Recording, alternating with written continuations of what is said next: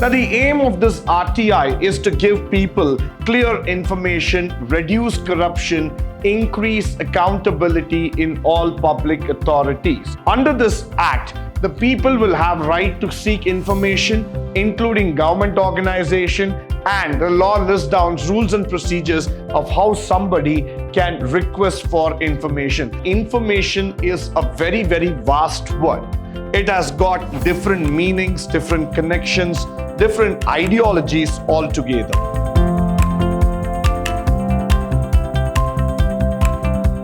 Good morning and welcome to the second session, Chapter 1, Unit 2, 4th semester, B.Ba, Good Governance in India, where we're going to speak about Right to Information Act.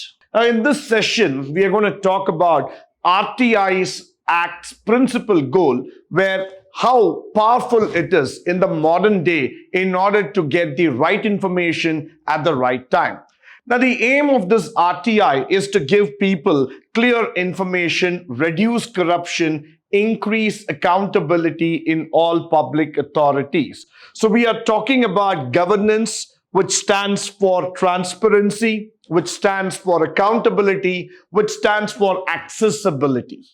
So whenever people are going to demand for information, they need to get it at the right time, at the right place. So the Right to Information Act enables people to understand that whenever they want an information regarding a utility, a service, or any other kind of document, they have to get it from the concerned department, from the concerned institution altogether.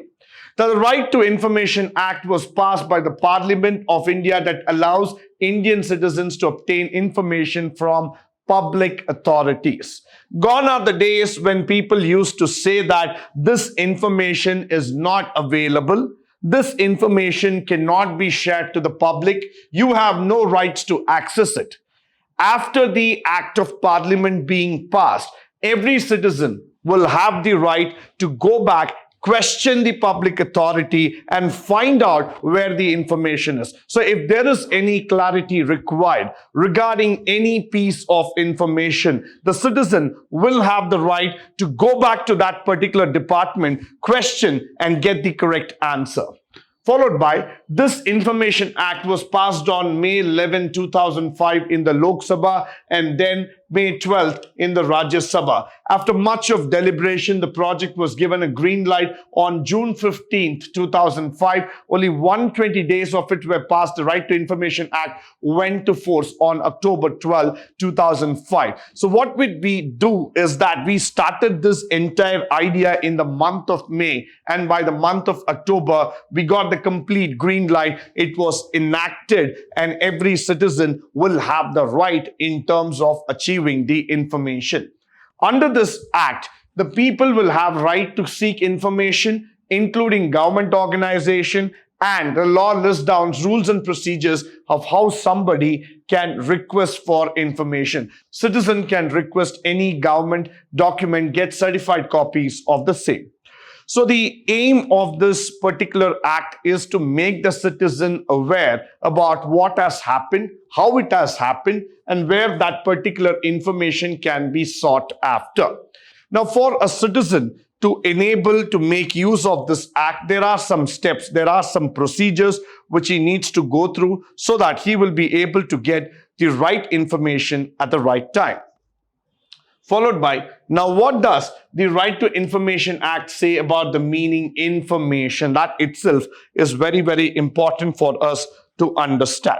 According to it, information can come in many forms: memos, emails, documents, press release, opinions, advice, circulars, logbooks, reports, samples, models, data, or in any electronic form.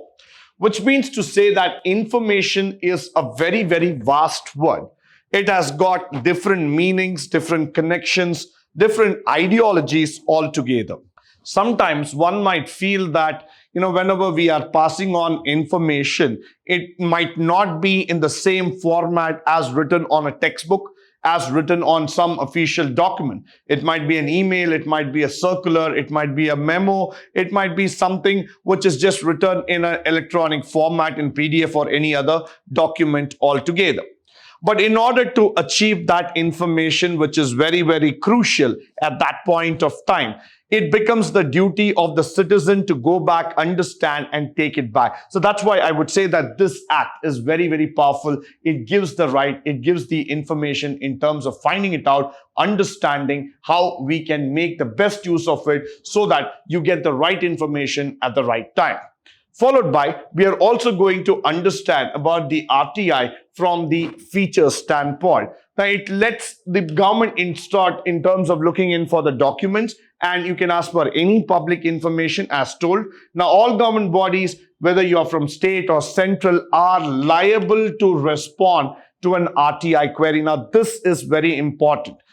You being in the government office or in a government role position, you cannot deny any citizen by saying that I will not give the information. No, that cannot be an answer anymore. The very simple word that we use in our life, I don't know, will not be applicable here. When a citizen comes to you asking you, requesting you for information, you are liable to respond. So the government-owned organizations are also liable to provide information under the RTI Act. A public information officer will be designated to handle queries. This person accepts the request forms and gives the public information they want. So there is a department, there is a designated officer who will take the queries in the form, and then he will pass on the information to the citizens that are being requested and that are being required at any given point of time. Followed by which there are assistant PIOs work in every district or divisional level which help people to get information. Now, the most crucial thing that we have to understand in this entire setup is that everybody is trying to seek information in some or the other format.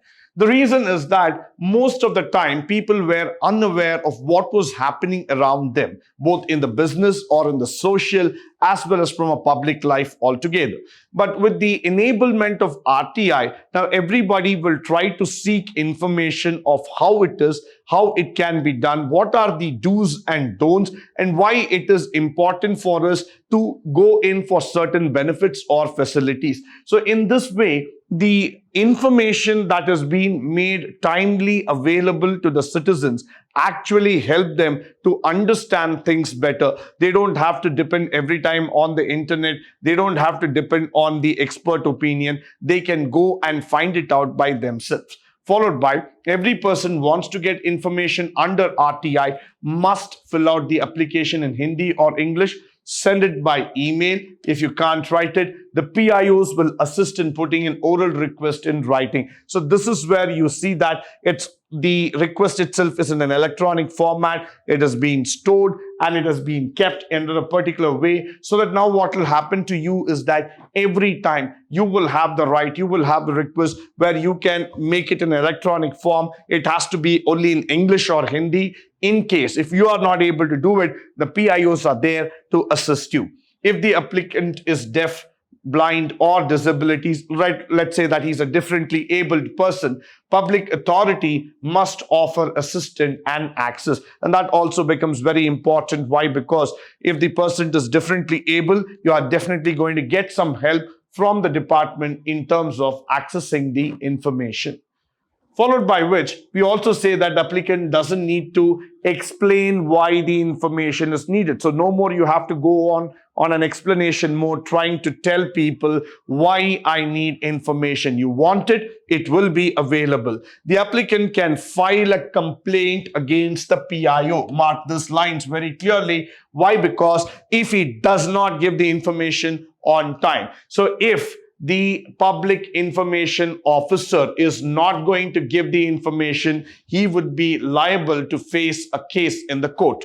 Now, any information that can be given to the legislative assembly must be given to any applicant under the RTI. So this becomes very, very important. You cannot deny this fact anymore. Followed by which, PIOs are liable to pay a fine of 250 rupees per day in case of delaying or furnishing the information that is requested. So this becomes even more interesting for the factor that if you're not doing it on time, this becomes very, very important. This becomes very in need of the hour, that if you're not going to pay for the information on time, yes, you're liable to put in a fine altogether. Now, Section 2H of the RTI Act explains what a public authority is. A public authority is any person or institution, self-government, that has been set up under because of the Constitution, law of the Parliament, or any other legislation approved or by a government notification. So moment you say a public authority, it can be water board, or it can be the electricity, it can be the public services. All of these are created either by the Constitution, Parliament, State Assembly, Legislative, or through a government notification. All these things will be classified under the public authority. Followed by a public authority can be organization that can be owned, controlled by government authority. This will also include non-governmental organization that will get a significant amount of funding from the government. So there are many times where we might see that there are NGOs, there are organizations which are linked up in terms of working with the government. They get funds from the government. Even those people will come under the RTI Act. There has been debates about this part because it leaves open the question of what ownership is or substantial financing means. So that's also an important thing. Such questions have been prompted a lot of conversation that I've been talking about in terms of transparency of this act. Consequently, this element of term is being used, and there are many times when we have dealt with the RTI Act altogether. So somewhere down the line, we'll also see that many times there are chances that the RTI has not been able to fulfill, the RTI has not been able to give the information of time, but nevertheless, there are substantial controlling, there are substantial factors that we are using it under the RTI to get the information on time. The conclusion part of the RTI, when we come to this area, is that it has been a very, very significant criticism that has been going on because they say that the Act is not able to reach its full goal because of systematic flaws.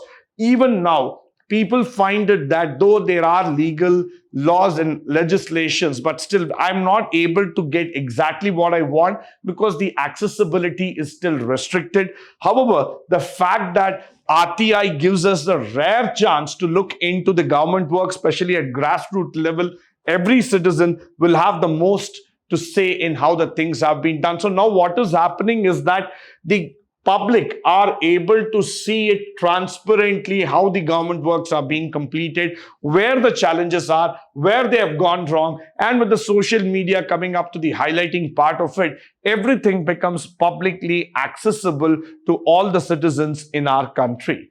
With this, I come to the end of this particular session. I hope and believe that all the information shared through this session would be of a great help, both in terms of theory as well as in the practical walk of life.